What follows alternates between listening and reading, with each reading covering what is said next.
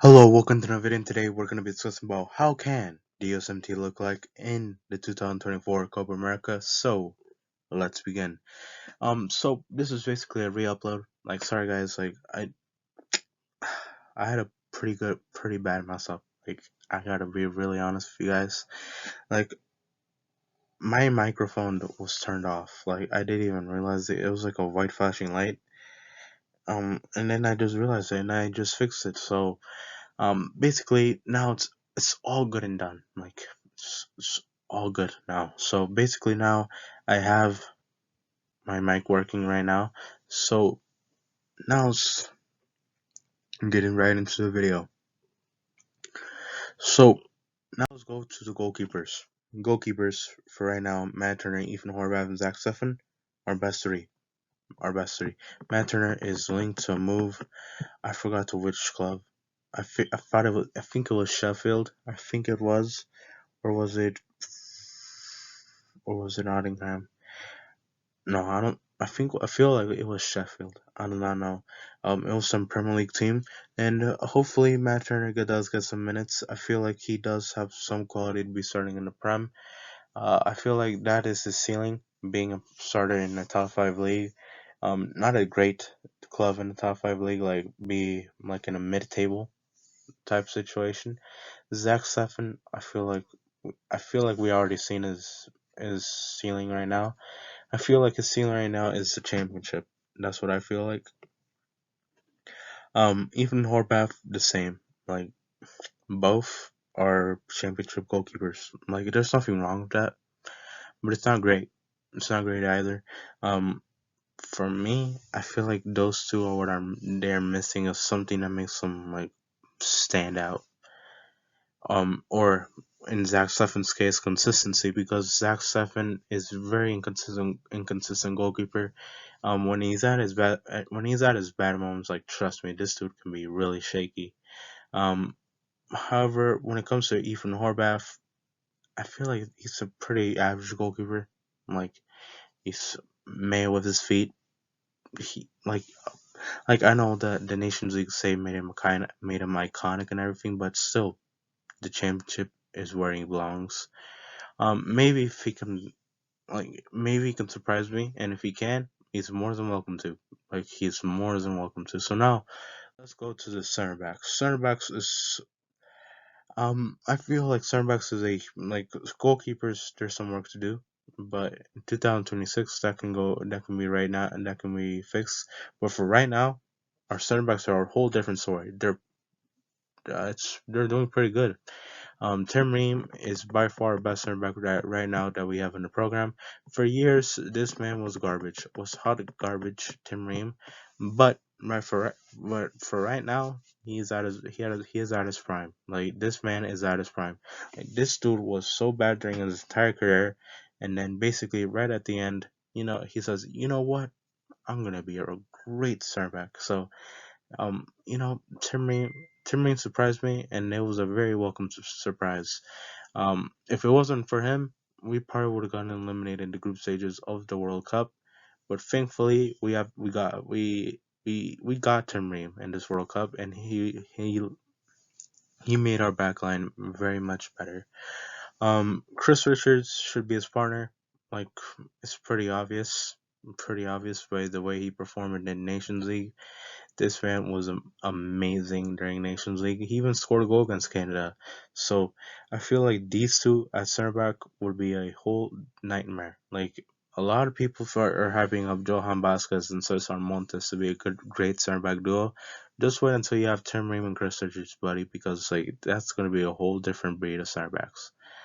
Like Cesar Montes and Johan Vasquez, I feel like there's something missing in their game. Like I know, like and both of those center backs have been playing great, but like they've been playing against Honduras, they've been playing against Panama. Like just wait until you play against real opposition. But from what I've seen, Richards and Ream have been playing against real opposition in the Prem, and then I feel like they're going to translate that over to the national team. That's what I feel like. Austin Trusty is our backup center back. Um, and CCB as well. Austin Jesse got transferred to Sheffield United, which is pretty weird, but it's pretty welcome. He's gonna be most likely gonna be a starter for Sheffield. Hopefully he does good because, oh Lord, Sheffield look terrible. Like them and what was he from Horvath's team? I forgot what it was.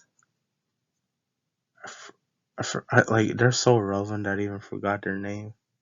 Holy shit! Or Luton Town. Them and Luton Town are so shit. Like they're by far the two worst teams in the Prem, and like may God pray for their soul because they're gonna need it. They're actually gonna need it. CCV is our third center back in this pool. I feel like he's a good center back, but he's step below of Ream and Richards. CCV is great. He's a great backup center back, but I would like to see CCV in a higher, tougher competition. I would like to see him in a top five league. Like if we can get our four center backs to be starters in top five leagues, that's going to be a very welcome sign. Which is because we're going to need it. We're going to be needing great center backs to go far in the World Cup. Like top five league center backs is basically a necessity right now. Our top five league starters for center backs is basically a necessity if for any national team that wants to go far, which which I feel like we can have by 2026. Um, because we already got three. We already got three. If we had John Brooks, like that would be four. But again, like John Brooks will most likely never return back to the national team, which is very sad to see. But like hopefully he does return. So now let's go to the fullbacks. Fullbacks. Jedi is still the starter. I have no trust in any of the other any fullback. I do not trust to be his backup rather than Joe Scally. Uh, but however, Joe Scally might be a starter for the right back position because Jesus Christ, Sergio Dest was horrific during preseason with Barcelona. He was horrific. Like although it hurts my heart, he was very bad. But he's still the starter though. Um, However, his club situation needs to be sorted out. It needs to be desperately sorted out because there's no way that actually happened to him. His contract got terminated with Barcelona because reportedly Xavi found out that there was no clubs interested in him, which is pretty weird. But hopefully, once that I hope that Sergio Dest finds a new club. I feel like Sergio Dest's game does not fit to be a fullback. Like I know there's many right backs that can defend for their lives, like Trent Alexander-Arnold couldn't defend, Danny Alves cannot defend. However, those guys have crossing. Their crossing was amazing. And bad news for Sergio Dest, he cannot cross the ball either, which is pretty bad. And the one thing I can see that he does good is dribbling and passing, which is why I think Sergio Dest needs to be a midfielder rather than a fullback. However, right now he's still a fullback. He's still technically a fullback since that is his main position at club.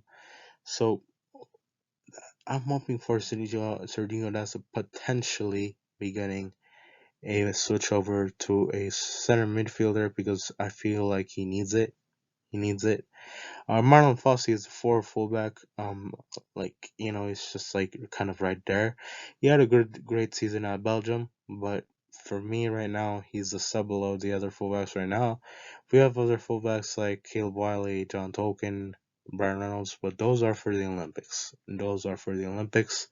Um, so those are our four fullbacks. So now let's go to midfielders.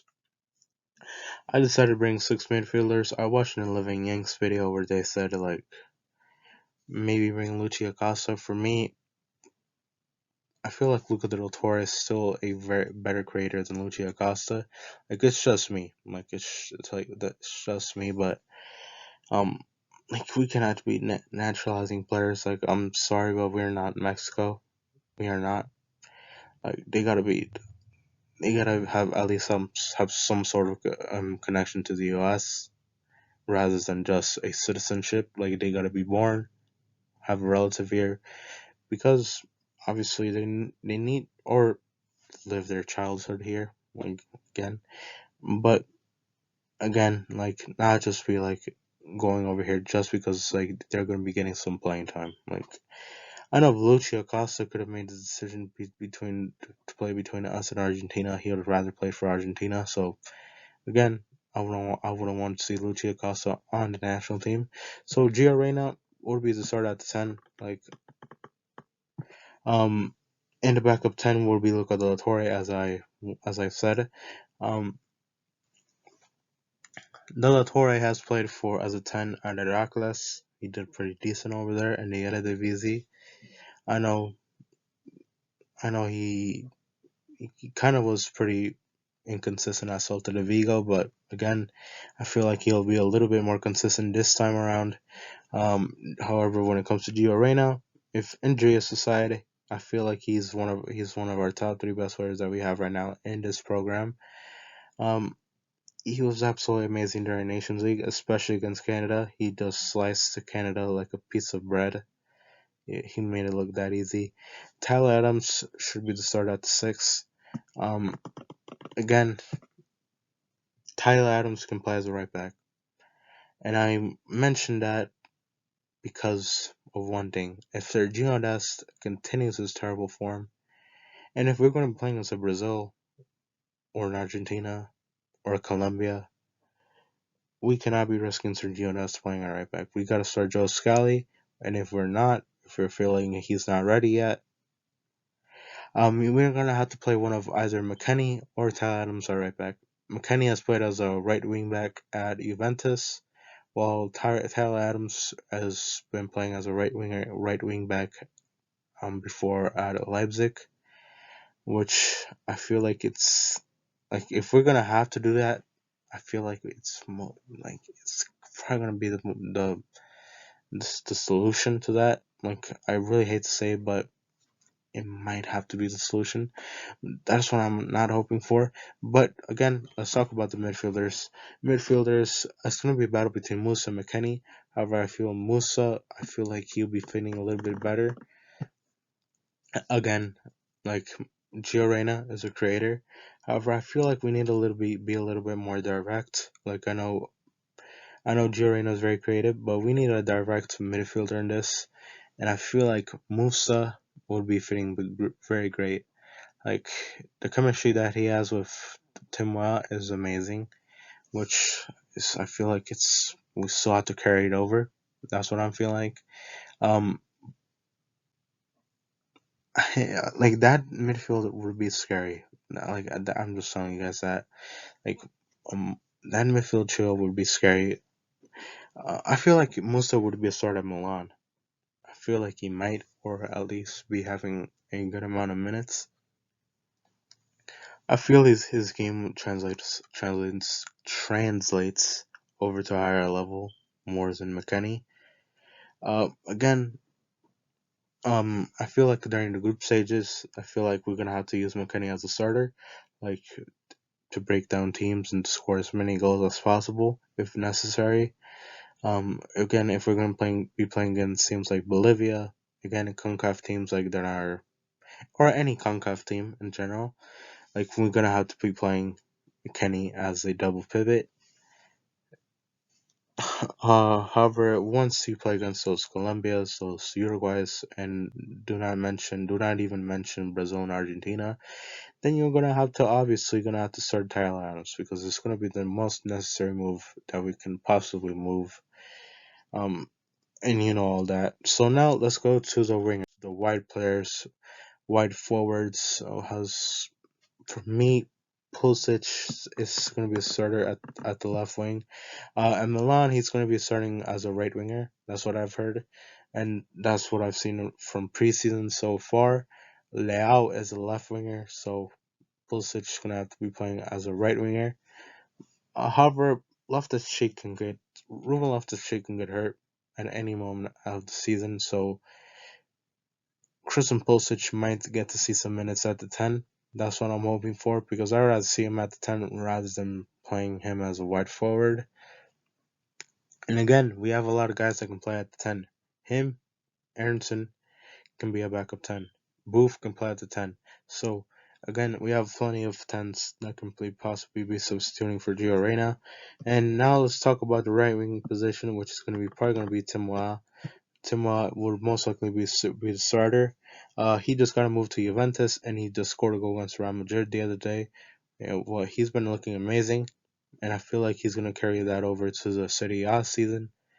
Um, him and McKennie were absolutely shredding Real Madrid to shreds, which the US men's national team just destroyed Real Madrid.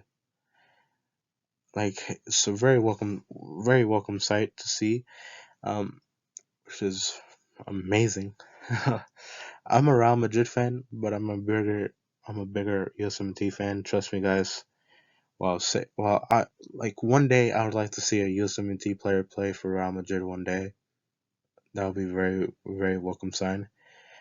However, I'm getting off topic here. Aronson will most likely be the backup left winger, while Taylor Booth will be the backup right winger. Right, I feel like we have plenty of options for wingers when it comes to the Olympics. We have Malik Tillman, we got Diego Luna, we got guys like Kate Cowell, we got Cameron Paredes.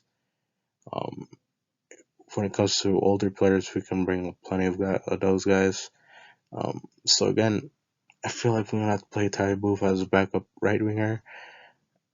Again, it's not like the drop off between him and Cameron Paredes is massive. Like Cameron Paredes, I feel like he'll have a pretty good season at the Bundesliga. It depends. Like if he continues growing from what I've seen at Wolfsburg, like I feel like I can trust Cameron Paredes in this one. But we're gonna have to see because right now I feel like we're gonna have to play.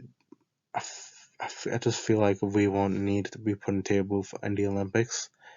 So now let's go to the strikers. So strikers, our best strikers, two best strikers are U23. They're both Olympic eligible, who are Florian Bagan and Ricardo Pepi. Um, I feel like we're gonna have to send one to the Copa America and one to the Olympics, and I chose for Florian Bagan.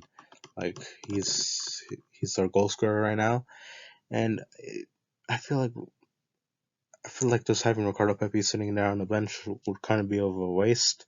So I sent him over to Olympics because when you look at Olympic eligible strikers rather than Florian Balogun and Ricardo Pepi, the drop off is massive. Like trust me, guys, the drop off is pretty massive. Like we're gonna have to be playing guys like out of position, which is gonna be a whole other crazy bucket of worms that we're gonna have to open pretty soon. However, I feel like we're gonna have to put Haji Wright as the backup 9. Haji Wright did a pretty good job at the World Cup as a backup 9. He scored a goal against the Netherlands, but again, that was a pretty weird goal. Um, However, he's getting moved to the championship, so we might get to see a little bit more.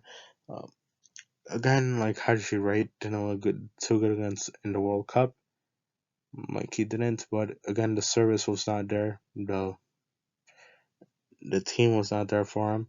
Gio Reyna couldn't create chances for him, which again, hopefully, Greg Berhalter can learn from what he saw from BJ and grow upon that, rather than just him having to play a striker, just be the lone striker and just have to do everything. Like because obviously guys, a striker in Greg's system, they have to be dropping, they're gonna have to be freaking going wide. Which, if Greg Berhalter fixes up his system, then we can score a whole lot more goals. Trust me, guys. So now let's go over to the potential lineup, which is going to be looking pretty good. Turner in goal, back four, which is pretty manageable. You got Robinson, Ream, Richards, and Dest. Pretty good back four. But again, if Des continues the way he's going on, the trajectory with his trajectory going downward, then Joe Scally might have to be starting on right back. Double pivot, Adams and Musa, which is going to be a very good double pivot. Gio Reyna at 10, Pulisic and Wa on either side of Reyna, and Florian Bagan at the 9, which is going to be an amazing lineup. I feel like with this formation, we're gonna be a dark horse for this upcoming Copa America. So now let's go over to the road to the 2024 Copa America, which is gonna be amazing. So September window, like it's gonna have to start shit. Like it's gonna have to start. It's gonna be a waste of a window. We're gonna be playing against Uzbekistan and Oman, which trust me, guys, like I'm not excited for that matchup, and like it's gonna be probably gonna have to score 10 goals fast time. Like it's gonna be that easy. Again, what a waste.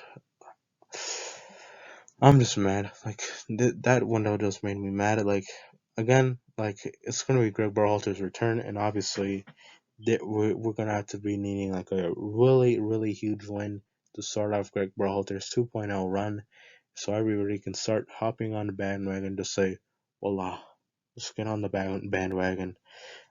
October window, Germany and Ghana. Now you're talking. Now we're talking over here. Again, Germany, although they're doing bad, they're still Germany. They're still Germany. Um,